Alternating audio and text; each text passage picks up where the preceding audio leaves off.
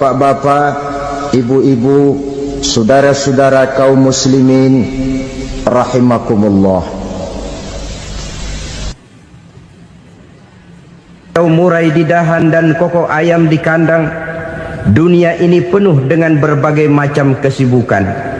Sejak dari petani yang turun ke ladang, pedagang yang berangkat ke pasar, pelajar yang menuju sekolah, sampai kepada pegawai yang berangkat ke kantor, seluruhnya tidak lain untuk mencari sesuatu yang bernama bahagia. Setiap orang menginginkan kebahagiaan, dan tidak seorang pun menginginkan kesengsaraan dalam kehidupan ini. Namun nyatanya tidak setiap orang yang ingin bahagia mengetahui jalan yang harus ditempuhnya untuk sampai kepada kebahagiaan itu. Maka pada kesempatan pertemuan kali ini, saya ingin menyampaikan sebuah hadis dari junjungan kita baginda Nabi besar Muhammad sallallahu alaihi wasallam yang termuat dalam kitab Mukhtarul Ahadits An-Nabawiyah, di mana beliau bersabda, arba'un min sa'adatil mar'i. Ada 4 perkara yang merupakan tanda dari orang bahagia. Saya mau tanya, di antara saudara-saudara yang hadir di sini, apa ada yang kepengen jadi orang sengsara? Ya. Seluruhnya tentu ingin mendapatkan kebahagiaan. Maka menurut resep dari Nabi kita, tanda orang bahagia itu 4. Jadi kalau saudara ingin bahagia, harus mempunyai 4 perkara ini. Yang pertama, orang bahagia itu kata Nabi, darun wasi'un, punya rumah biar bagus asal gede, enak ngaturnya, daripada sudah punya rumah kecil adanya di pinggir kali, gubuk, kalau hujan bocor miring lagi, kiamat. Loh, kalau gitu Islam materialis dong. Hadis ini boleh diartikan dengan makna hakiki, arti yang sebenarnya. Boleh diartikan dengan makna majazi, arti kiasan. Kalau dia diartikan dengan arti kias, maka yang dimaksud darun wasi'un ay qalbun wasi'un. Rumah yang luas tidak lain daripada hati yang lapang. Karena di situ kunci kebahagiaan yang sebenarnya. Walaupun kita cuma tinggal di petak berukuran 2 kali 3 meter, kalau hati kita luas-luas rasanya rumah itu.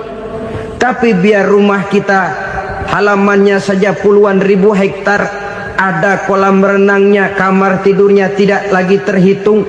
Kalau hati yang menempati rumah itu sempit, maka akan terasa sempit jugalah rumah itu. Tempat bergantungnya tidak lain adalah hati. Marilah kita mencoba melihat berbagai pandangan orang tentang bahagia ini. Ada orang menyangka bahwa bahagia itu kalau dia mendapatkan harta yang sebanyak-banyaknya. Siapa yang banyak harta, dialah raja. Apa yang dia mau, seluruhnya bisa dibeli. Keamanannya, dia bisa menyewa petugas. Seluruh fasilitas untuk menyenangkan kehidupannya bisa dibeli. Pendeknya, hartalah segala-galanya dalam kehidupan. Sampai ada pepatah mengatakan, innad darahima fil amakini kulliha taksur rijala mahabatan wa jalala. Sesungguhnya harta, dinar, dirham, uang, di mana-mana selalu bikin hebat orang yang memilikinya. Coba lihat, orang yang punya duit sama yang enggak punya duit, jangan gaya hidupnya, gaya jalannya aja lain. Wahia lisanun liman arada fasahatan, wahia silahun liman arada qitala. Uang adalah senjata yang paling ampuh bagi orang yang mau pergi perang, dan lidah yang paling fasih bagi orang yang mau bicara.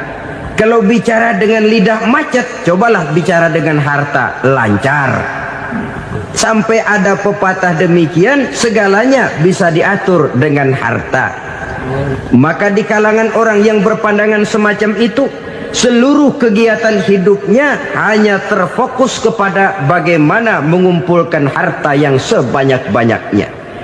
Tidak peduli halal haram, tidak kenal sore pagi siang dan malam, tidak sempat sujud, jauh dari agama, jauh dari kehidupan yang bersifat ruhaniyah, jauh dari Allah dan sebagainya. Sampai dalam Al-Quran dikelompokkan dalam kelompok yang dinamakan lumazah. Allazi jama'a malahu wa 'addadah yahsabu anna malahu akhladah. Mereka mengumpulkan harta sebanyak-banyaknya dan menyangka bahwa harta yang banyak itu dapat mengekalkan hidupnya, mengekalkan kekayaannya, mengekalkan kebahagiaannya. Saudara hadirin yang berbahagia, kalau pandangan hidup ini benar, artinya kalau harta memang merupakan satu-satunya hal yang dapat membuat orang bahagia, tentu di rumah mewah tidak akan pernah ada tangis derita. Tentu di satu tempat di mana fasilitas hidup serba menunjang tidak ada yang namanya penderitaan. Tapi suka dan duka, sedih dan gembira, senyum dan tawa adalah milik setiap orang, baik dia punya harta maupun dia tidak punya harta. Nyatalah bahwa harta semata-mata bukan merupakan jaminan bahwa orang akan bahagia, walaupun tanpa harta orang sulit untuk bahagia. Saya mau cerita, ada orang super kaya, namanya Aristotle Onassis, raja tanker Yunani. Dia punya kapal tanker saja konon sampai 11 banyaknya. Punya perusahaan penerbangan yang disebut Olympic Airlines. Punya hotel di berbagai kota besar di dunia ini, sejak dari New York, London, Paris, Rome dan sebagainya. Bahkan punya pulau yang dia namakan Pulau Scorpio. Ini kan namanya sudah kaya nggak tanggung-tanggung, punya pulau. Nah, dia punya 2 orang anak, yang satu laki-laki namanya Alexander, yang satu perempuan namanya Maria Onassis. Seluruh harapannya tertumpah kepada anak lakinya Alexander ini, yang akan meneruskan usahanya, meneruskan kekayaannya, meneruskan dinastinya. Apa yang terjadi? Ternyata anak yang dia harapkan yang bernama Alexander ini mati muda dalam kecelakaan pada waktu dia olahraga. Apa olahraganya? Namanya olahraga anak orang kaya, golongan jet set. Olahraganya olahraga pesawat terbang. Jatuh, ya nggak kapungut, habis mati. Tinggal satu anak perempuannya, Maria Onassis. Tapi anak perempuan ini juga malah urakan. Terakhir dia pacaran, bahkan kemudian kawin sama orang Rusia. Rupanya Aristotle Onassis ini broken. Kekayaannya yang berlimpah ruah, perusahaannya yang begitu banyak, siapa yang akan meneruskan? Siapa yang akan menggantikan? Sampai kemudian dia mengurung diri di Pulau Scorpio dan mati di sana secara mengenaskan. Seorang multi jutawan, seorang yang super kaya, mati menyendiri di pulau sepi. Ibarat kata pepatah, anak ayam mati di lumbung. Bukan kekurangan makanan, keurugan makanan. Begitu kehidupan Aristotle Onassis. Dan banyak orang-orang yang sudah demikian kaya sampai dibingungkan oleh kekayaannya sendiri. Telusurilah kehidupan David Rockefeller misalnya, Henry Ford misalnya, Adnan Khashoggi misalnya. Multi jutawan yang kadang-kadang dibuat keder oleh kekayaannya sendiri. Pantas ketika Imam Ali ditawarkan orang, "Ya Ali, kalau kepadamu disuruh pilih ilmu atau harta, kau pilih mana?" Ya jelas pilih ilmu dong. Kenapa? Pertama, ilmu kalau kita berikan kepada orang lain tambah. Tapi harta kalau kita berikan kepada orang lain kurang. Saudara punya uang 10.000, dibagi orang 5.000, jelas uang saudara berkurang. Tapi saudara punya ilmu diberikan kepada orang lain bisa, saudara pun makin mantap.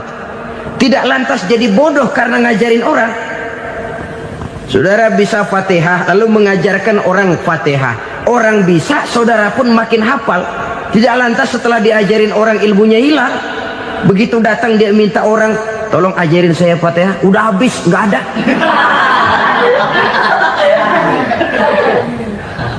Yang kedua kata Imam Ali, ilmu menjaga kita. Kalau harta, kita yang harus jaga. Makin banyak ilmu, makin terpelihara diri seharusnya.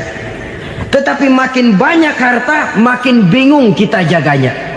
Sampai kadang-kadang kalau perlu seluruh keliling rumah dipasangi alarm.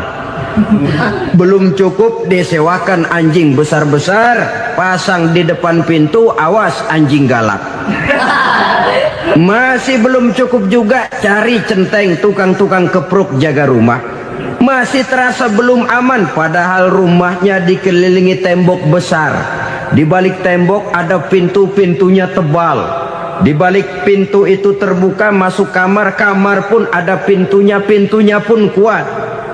Masuk ke dalam kamar ada lemari, lemarinya pun pintunya kuat, dikunci, kuncinya pun kuat. Tapi terhadap seluruhnya yang timbul cuma sekedar was-was saja. Kesimpulannya sekali lagi, tanpa harta orang memang sulit untuk bahagia. Tapi harta semata-mata tidak merupakan jaminan orang akan bahagia. Dengan hati yang luas, itu modal utama untuk mencapai kebahagiaan hidup.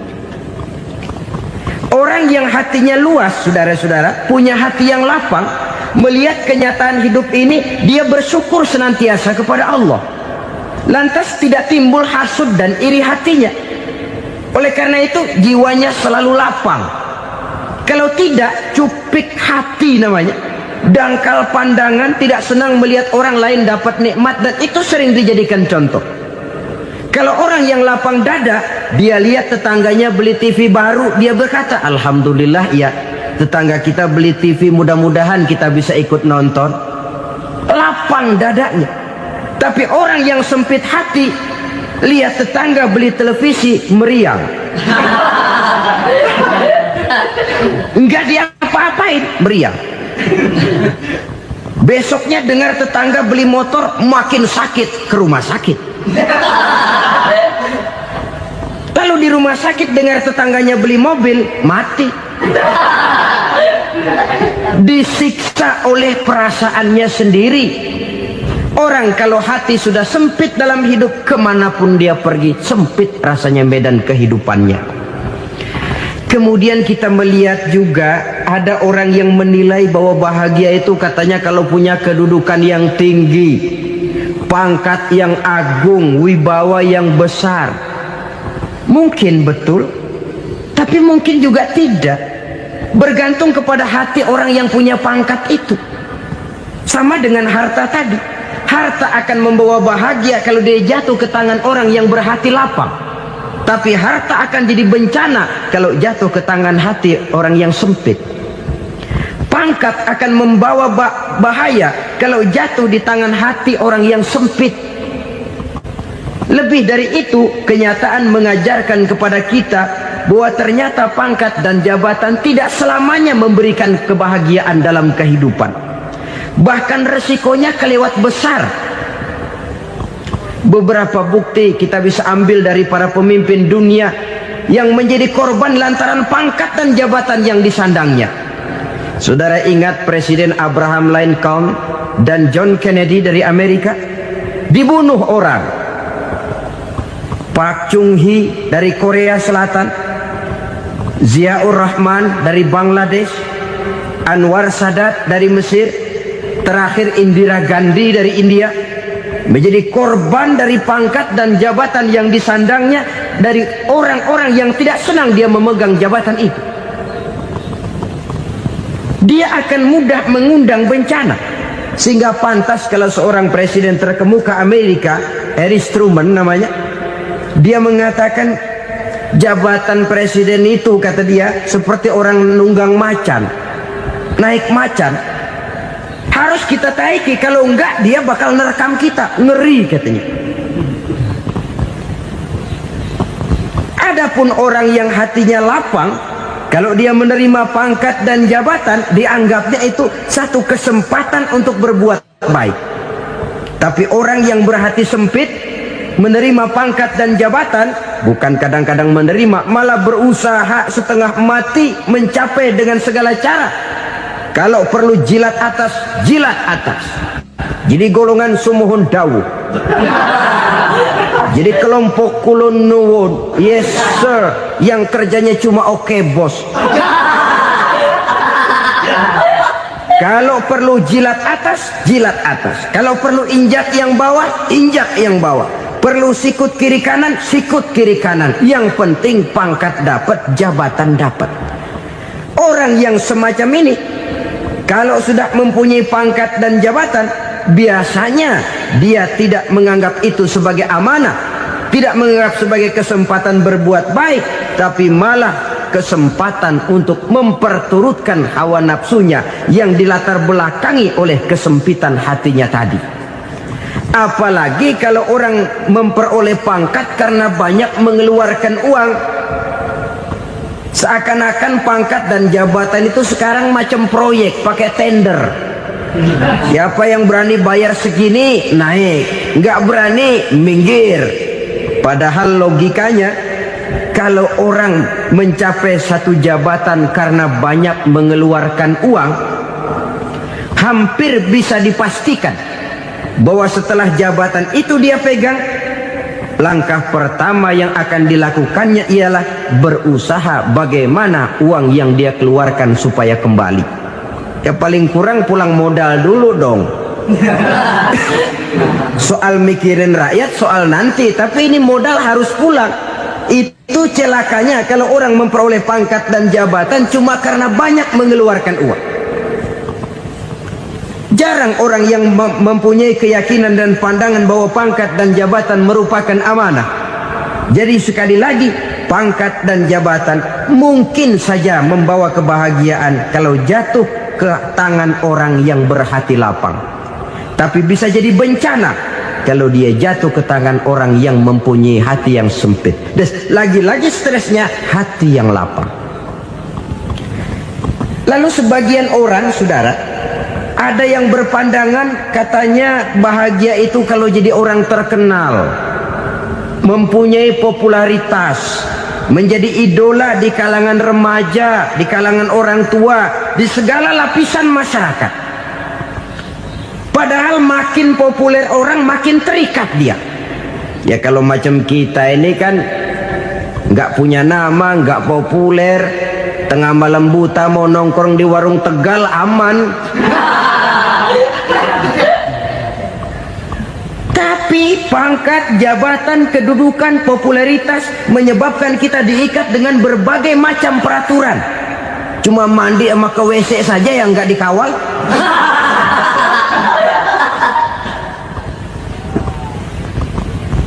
Benarkah popularitas, ketenaran membawa kebahagiaan? Mungkin, ya, tapi mungkin juga tidak. Kenapa? Banyak orang-orang populer yang mengakhiri hidupnya secara tragis. Kita ambil beberapa nama. Di Amerika tahun 60-an ada bintang seksi paling terkenal yang dijuluki sex bomb, bom seks. Sampai sekarang jadi legenda, namanya Marilyn Monroe. Singkatan dobelnya itu inisialnya MM, Marilyn Monroe. Terkenal, top, sampai dia mati tahun 62, namanya sekarang masih saja dibicarakan orang. Kenapa dia bunuh diri? Tidak punya hartakah dia? Banyak. Kurang populerkah dia? Seluruh dunia mengenalnya. Sejak rakyat kecil sampai pejabat tinggi dia punya hubungan. Kenapa? Jenuh. Dia terlahir dalam keadaan yatim. Setelah itu tidak lama dia berangkat remaja, ibunya meninggal, pindah dari wanita asuh ke wanita asuh sampai 12 orang ibu angkatnya. Dan kekecewaan yang paling parah, setiap laki-laki yang dekat dengannya hanya seperti kapal berlabuh, datang dan pergi silih berganti, padahal dia merindukan seseorang yang bisa melindungi hidupnya. Dia rindukan itu dan dia tidak pernah menemukan. Itu yang akhirnya menyebabkan dia minum pil tidur kelewat dosis, minum obat tidur kebanyakan, ya tidur terus sampai sekarang.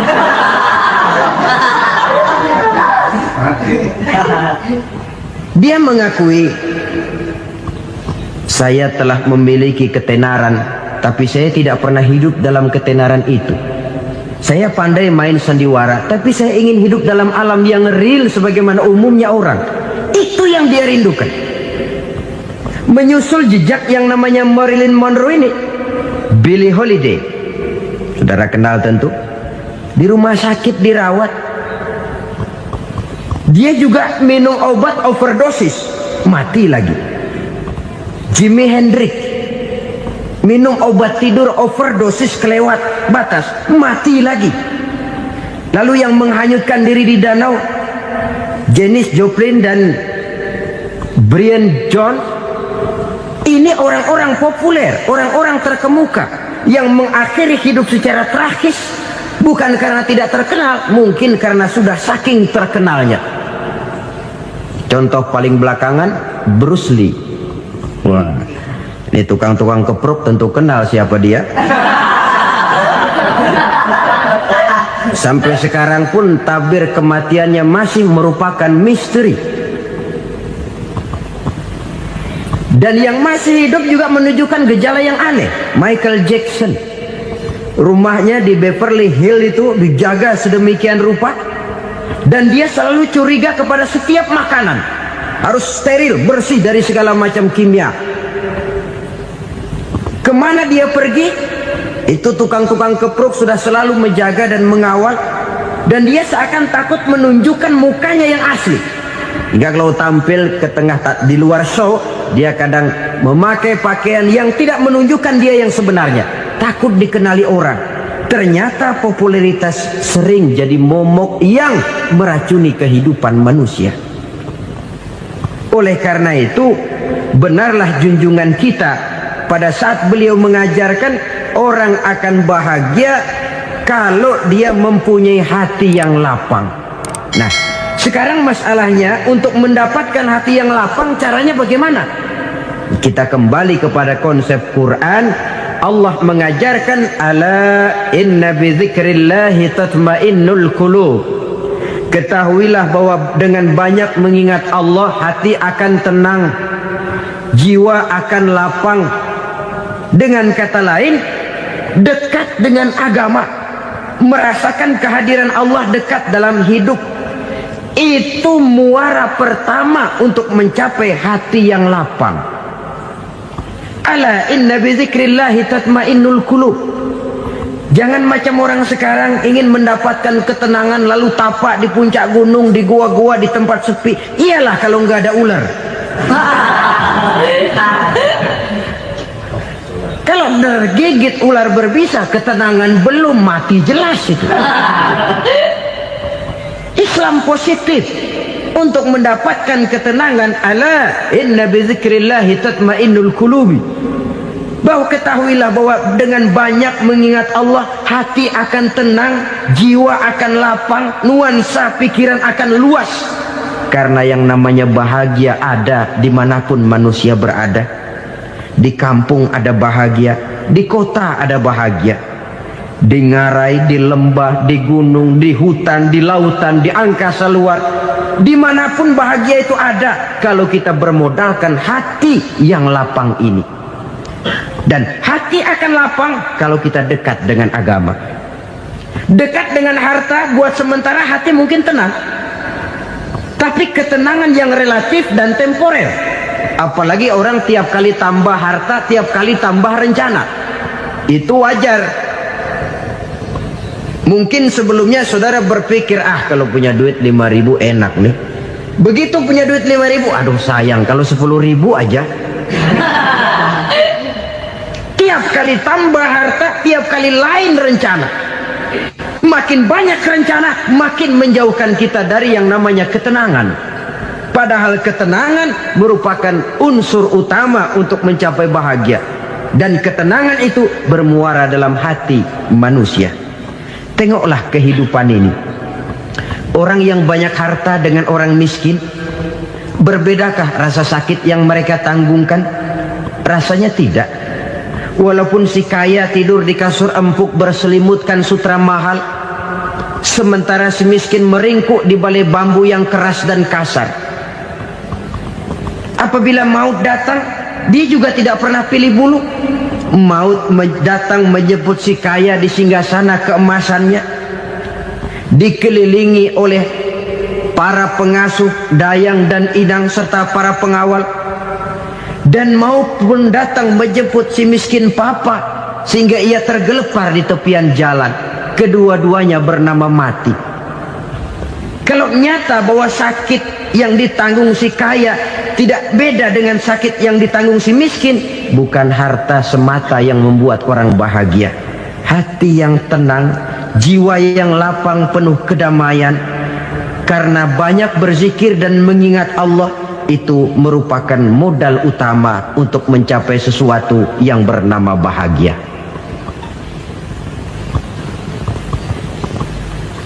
Saudara hadirin yang saya hormati, inilah yang pertama dari 4 ciri yang digambarkan oleh Nabi tentang tanda-tanda orang bahagia.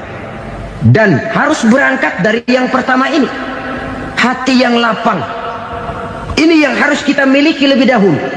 Baru nanti akan menyusul kepada poin yang ketiga, kedua, dan selanjutnya. Sebab kalau hati sudah terisi dengan jiwa yang lapang, seluruh persoalan insya Allah akan bisa kita atasi dengan sebagaimana mestinya.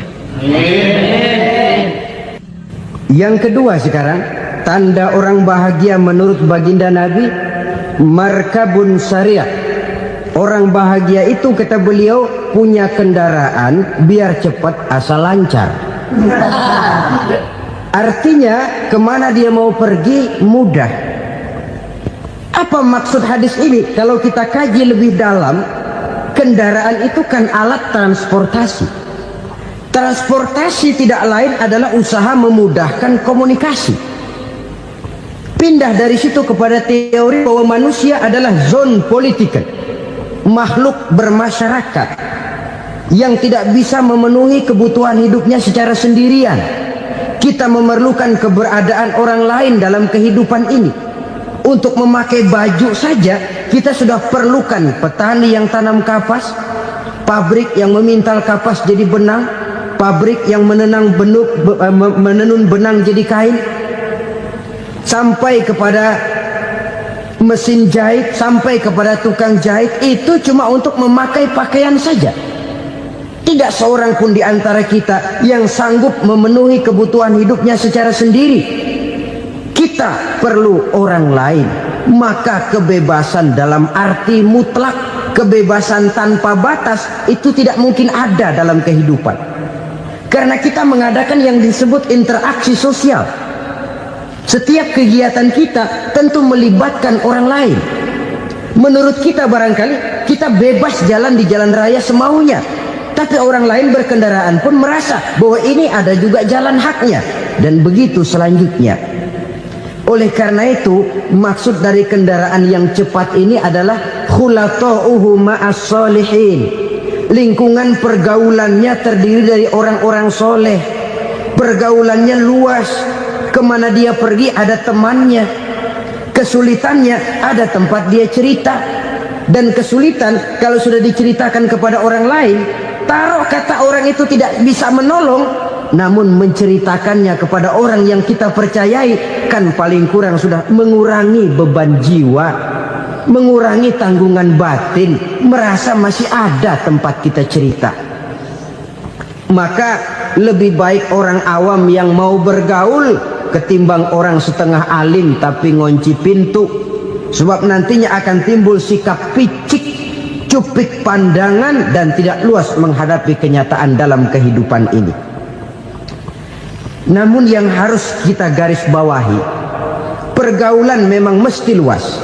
Namun jangan sekali-kali lupa bahwa pergaulan sangat besar pengaruhnya dalam ikut membentuk kepribadian manusia. Sehari-hari bisa kita bilang, kalau kita dekat sama tukang minyak wangi, sekalipun nggak dibagi minyaknya, baunya tentu dapat. Betul? Tapi dekat sama tukang elas, walaupun nggak kena apinya, asapnya mesti kena. Kalau Syauqi mengatakan lebih jelas lagi, man asyaral asrafa asa musyarrafan wa muasyiral anzali ghairu musyarrafin. Awalam taral jildal hakira muqabbalan bisagri lamma sara jildal mushaf. Siapa yang bergaul dengan orang mulia, dia bakal ikut menjadi mulia. Tapi siapa yang berteman dengan orang hina, dia tidak bakal ikut menjadi mulia.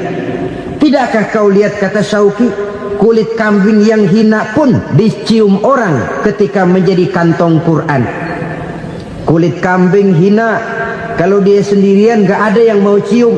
Tapi begitu dia bergaul dengan Quran, menjadi kantong Quran, dipakein minyak wangi, ditaruh di tempat yang tinggi, mau diambil dicium dulu, dibawa dengan penuh hormat dan hati-hati. Kulit kambing yang hina lantaran berteman dengan Quran, numpang mujur. Tapi coba lihat kalau kulit kambing berteman dengan kayu, jadi beduk, habis. Zohor dikemplang, asar dipukul. Itu pun sedikit saja, cuma salah milih teman.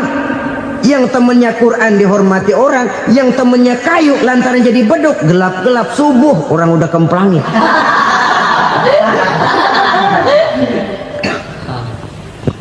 Maka terutama kepada adik-adik remaja yang masih mencari identitas diri, yang ibarat kaset masih kaset kosong, mudah diisi oleh apapun, pandai-pandailah memilih teman dalam bergaul.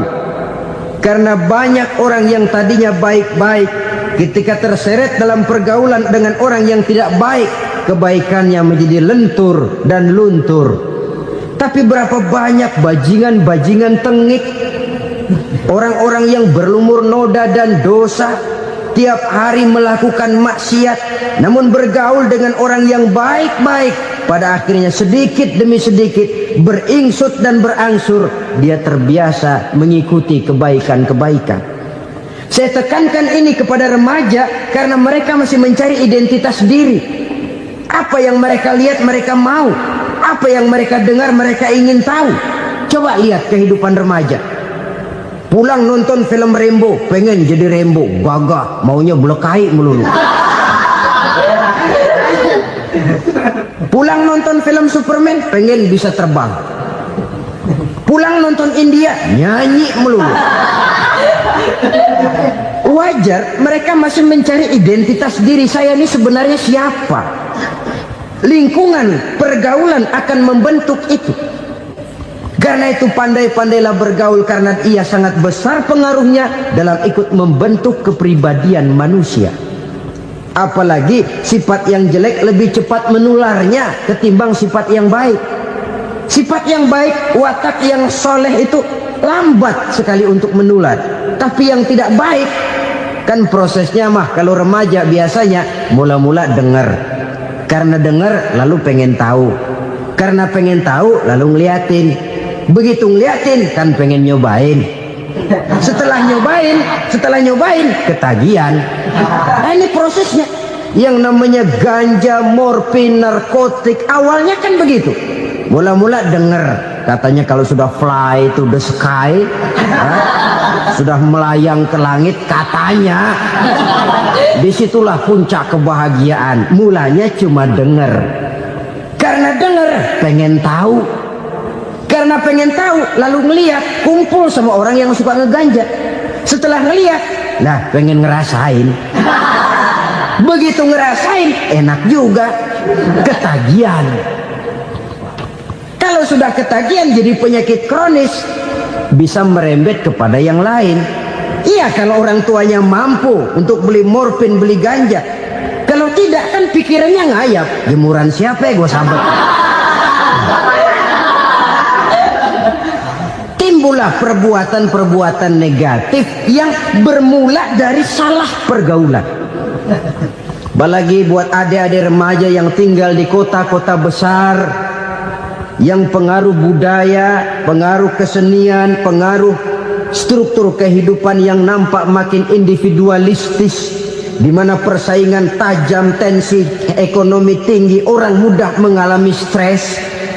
Pandai-pandailah dalam bergaul, sekali lagi, karena ia sangat besar pengaruhnya dalam ikut membentuk kepribadian manusia. Orang bahagia punya kendaraan yang cepat, artinya punya pergaulan yang luas, dan lingkungan pergaulannya terdiri dari orang-orang yang soleh.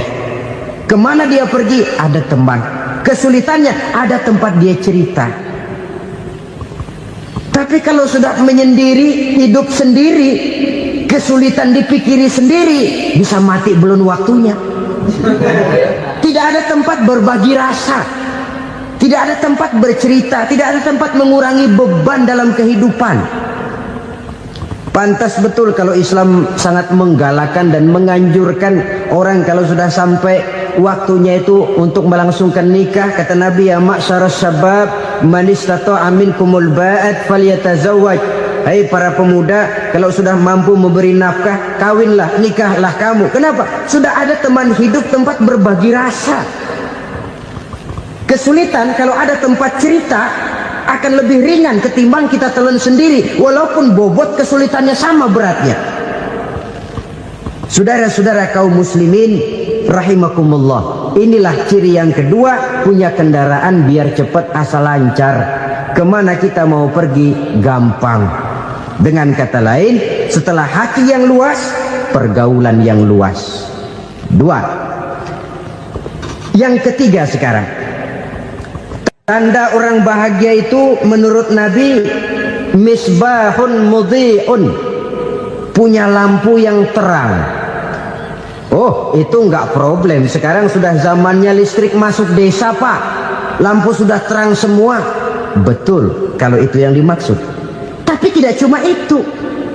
Karena lampu yang dimaksud di sini, lampu yang akan menerangi seluruh perjalanan hidup. Dan perjalanan hidup itu sudah dimulai sejak kita terlahir ke alam ini, sampai masuk ke alam barzah, kumpul di padang mahsyar, sampai ke akhirat. Lampu yang menerangi itu yang diperlukan. Kalau lampu, katakanlah yang paling top sekarang kan lampu jenis Mercury. Taruhlah itu di rumah kita, dia cuma menerangi rumah kita, menerangi hati pun tidak sanggup. Bila kita masuk ke alam barzah, alam kubur, sanggupkah si Mercury yang begitu terang menerangi alam barzah kita? Tidak sanggup lagi. Sanggupkah lampu yang ratusan watt, bahkan puluhan ribu watt menerangi kehidupan di padang mahsyar? Tidak akan sanggup lagi. Kalau demikian, yang dimaksud lampu yang terang di sini apa? Tidak lain amal soleh, kebajikan yang kita lakukan dalam hidup. Itu yang akan jadi lampu penerang. Di dunia nama kita akan terang. Jasad kita boleh hancur terkubur tanah, tapi nama kita akan dikenang orang. Begitulah kalau orang meninggalkan kebajikan dalam hidup seperti sekarang. Ribuan orang tiap saat berziarah ke kubur Imam Syafi'i, ke kubur Imam Malik, ke kubur Imam Ghazali, ke kubur orang yang baik-baik, orang yang soleh-soleh. Kebajikannya yang ditinggalkan, yang mengukir namanya dengan tinta emas. Sehingga saudara sudah terbaring di alam kubur, orang lewat, Allah, ini kuburannya Fulan bin Fulan, dulu ini kebaikannya Masya Allah, saya ikut merasakan. Mari kita mampir sebentar, kita Fatihah. Mohon disampaikan Allah pahalanya kepada almarhum. Al-Fatihah. Itu kalau orang baik-baik. Lalu saudara tanya, Pak, orang mati dikirimin Fatihah apa nyampe pahalanya? Saya jawab, kalau saudara nggak percaya, mati dulu dah. Nanti saya Fatihain, tungguin di sana. Umpama nggak sampai, balik lagi kemari. Sekarang ini kan maunya otak-otakan saja. Kalau nggak masuk otak, nggak percaya. Padahal alam gaib itu nggak bisa diotak-otakin. Sama saja dengan saudara pernah dengar cerita kapal tanpa emas tenggelam tak? Pernah nggak? Di mana? Malembo. Di laut Masa Lembo. Begitu ketampung Mas tenggelam, ratusan penumpang itu terjun ke laut, dipermainkan gelombang, berjuang menghadapi maut itu. Orang lagi timbul tenggelam di lautan, dihantam ombak, kita tengokin pakai helikopter.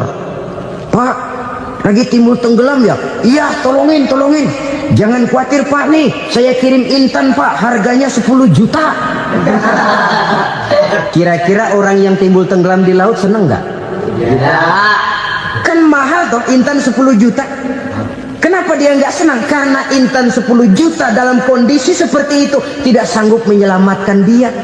Dia akan girang kalau dikirimin ban mobil bekas, dikirimin papan terentang atau bambu. Intan yang 10 juta dia nggak girang, ban mobil bekas yang 1000 perak tuh pegang, itu yang dia girang betul.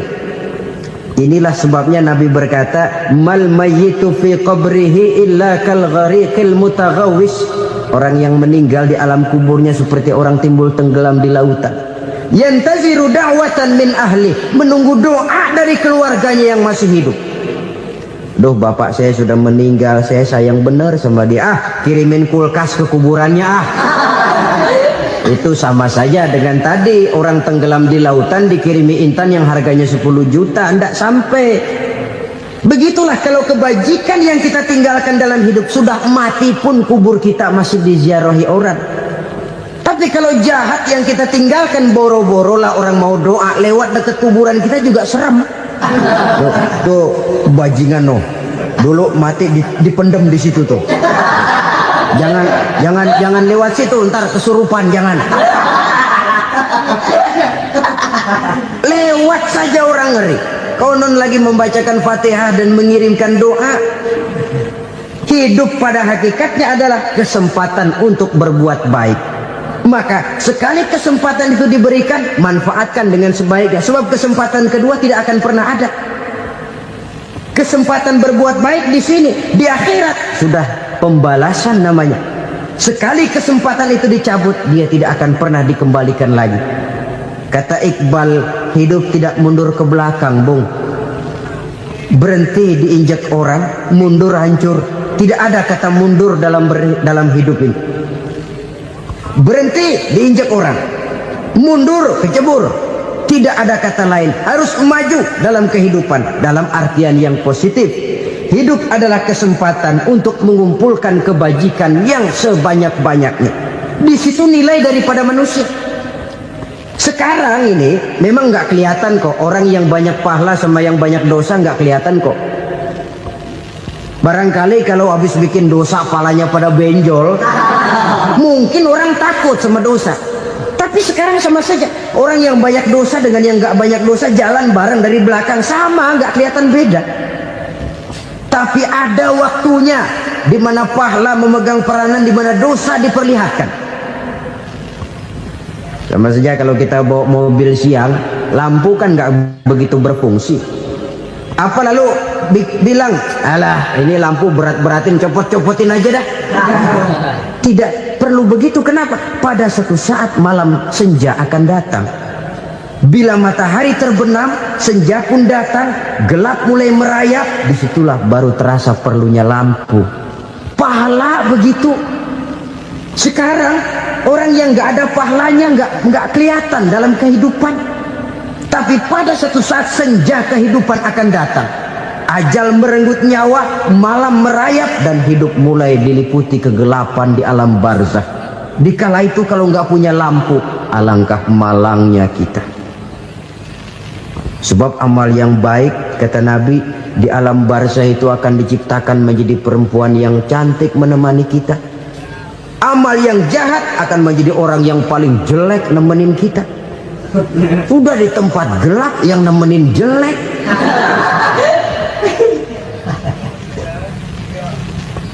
Kaum muslimin rahimakumullah. Kalau demikian masalahnya, tergantunglah kita pandai memanfaatkan waktu. Al-waktu kasayf, waktu itu cepat sekali. Yang namanya waktu itu tahu-tahu.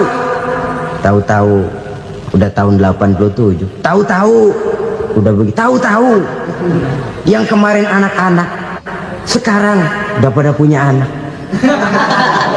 tahu-tahu saja itu. Begitu cepat waktu berlalu. Kalau tidaklah pandai kita memanfaatkannya, akan rugi kita.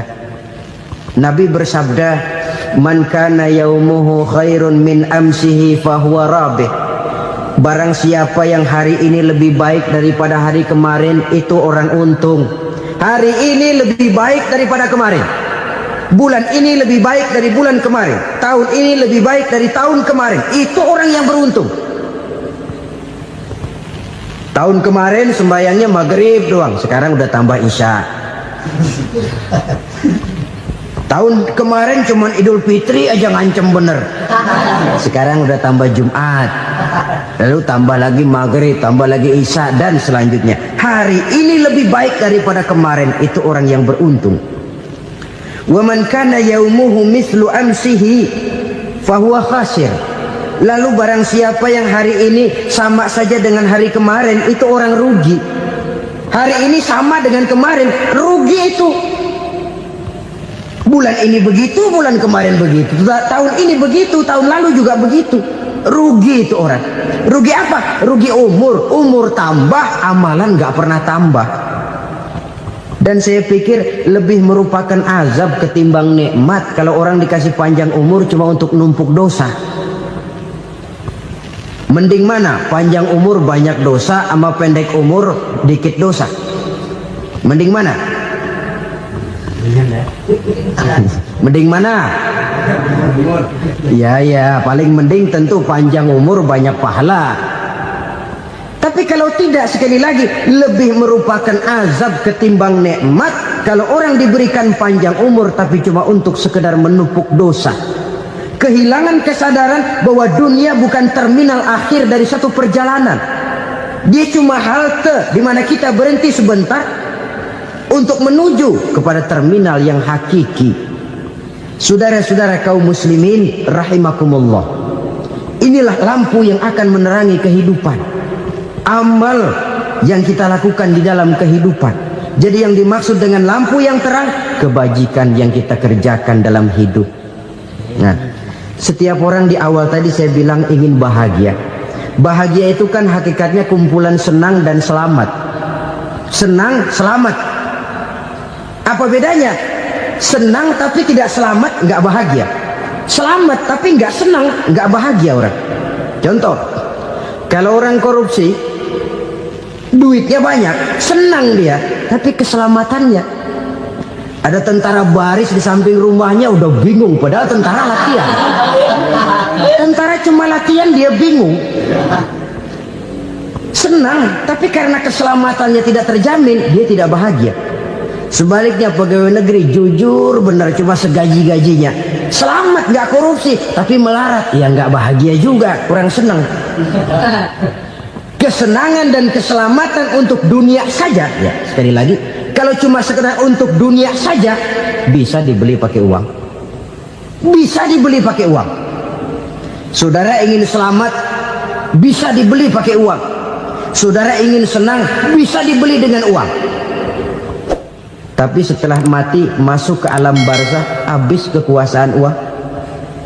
Nggak bisa lagi beli keselamatan pakai uang. Tidak mungkin lagi membeli kesenangan dengan uang. Di situ pahala yang megang peranan.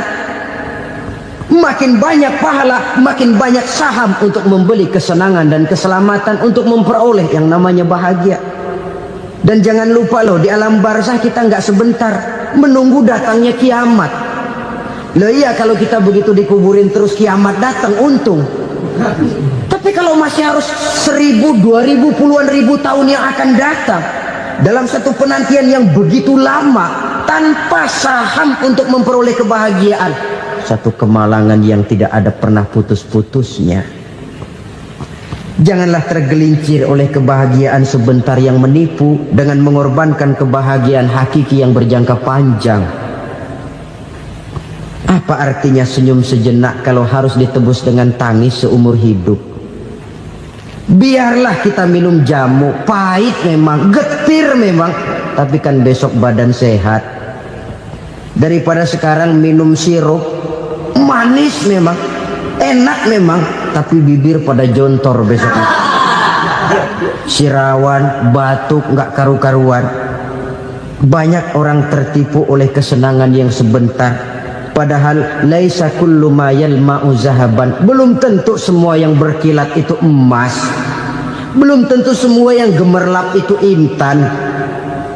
Karena itu marilah manfaatkan kesempatan yang diberikan Allah ini untuk mengumpulkan kebajikan yang sebanyak-banyaknya. Yang terakhir sekarang, yang keempat, tanda orang bahagia kata Nabi.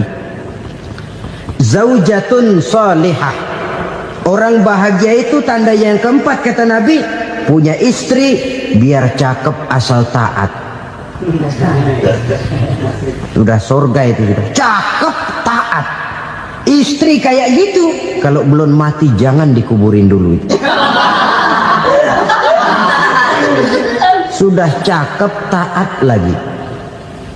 Tapi kadang-kadang enggak, udah jelek ngadat melulu.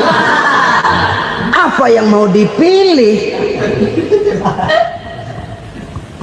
Sebab itu Quran mengatakan istri pakaian untuk suami, suami pakaian untuk istri. Kenapa suami istri diibaratkan pakaian? Alangkah tingginya gaya bahasa Quran ini. Suami istri teman hidup, hidup perjalanan panjang. Sejak kita dalam rahim sudah ada hidup kan di sini. Sampai ke alam dunia, masuk ke alam barzah, kumpul di padang mahsyar, sampai menuju akhirat, itu perjalanan hidup. Carilah istri atau suami teman hidup yang membawa manfaat tidak hanya kehidupan di dunia ini, sampai di alam barzah, sampai di padang mahsyar. Suaminya mungkin meninggal lebih dulu atau istrinya mungkin meninggal lebih dulu. Tapi suami atau istri yang masih hidup berbuat kebajikan. Suami saya meninggal, ada hartanya, saya sedekahkan, niat pahala untuk almarhum suami saya. Ini teman hidup. Tidak dibatasi dan tidak bisa dipisahkan oleh maut sekalipun. Zohirnya mungkin pisah, badannya mungkin pisah, tapi hatinya, jiwanya, kebersamaannya dalam menghadapi kehidupan. Karena itu, saudara-saudara, bahasa Quran indah. Suami istri diibaratkan seperti pakaian. Apa fungsi pakaian? Pertama, pakaian jadi kebanggaan. Artinya, suami harus menjadi kebanggaan istri, istri harus jadi kebanggaan suami. Yang kedua, pakaian itu kan fungsinya menutup aurat. Artinya sesama suami istri harus saling menjaga kekurangan masing-masing. Jangan malah sesama suami istri saling membongkar rahasia dan aibnya sendiri-sendiri. Istrinya diceritain jeleknya di mana-mana, atau suaminya dibongkar rahasianya di pasar umum. Itu sudah tidak lagi berfungsi sebagai pakaian. Kenapa semua ini diperlukan? Karena kita menyadari bangsa yang baik terdiri dari masyarakat yang baik. Masyarakat yang baik merupakan susunan dari warga yang baik. Warga yang baik adalah terdiri dari rumah tangga yang baik. Dan rumah tangga yang baik merupakan susunan dari pribadi yang baik. Dari situ langkah dimulai. Membangun satu bangsa yang baik diawali dengan membangun rumah tangga yang baik, dengan menciptakan pribadi-pribadi yang baik. Sehingga dari sini diharapkan berkembanglah nilai-nilai kebaikan. Orang akan bahagia mempunyai istri yang soleh. Kenapa? Tidak ada seorang suami bisa sukses jadi apapun dia, apapun profesinya. Dokterkah, kiaikah, mubalikkah, petanikah, pengusahakah, pejabat tinggikah, tidak ada seorang suami yang bisa sukses tanpa peran serta istrinya. Walaupun memang peranan itu tidak begitu kelihatan, tapi sangat menentukan.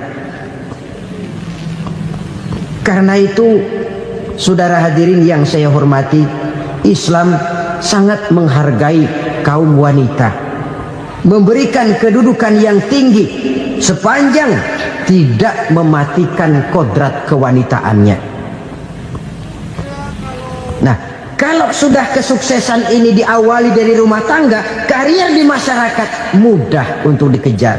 Tapi keberantakan di rumah tangga merupakan kegagalan pertama di tempat lain. Nah, inilah saja yang dapat Al-Fakir sampaikan pada pertemuan kali ini.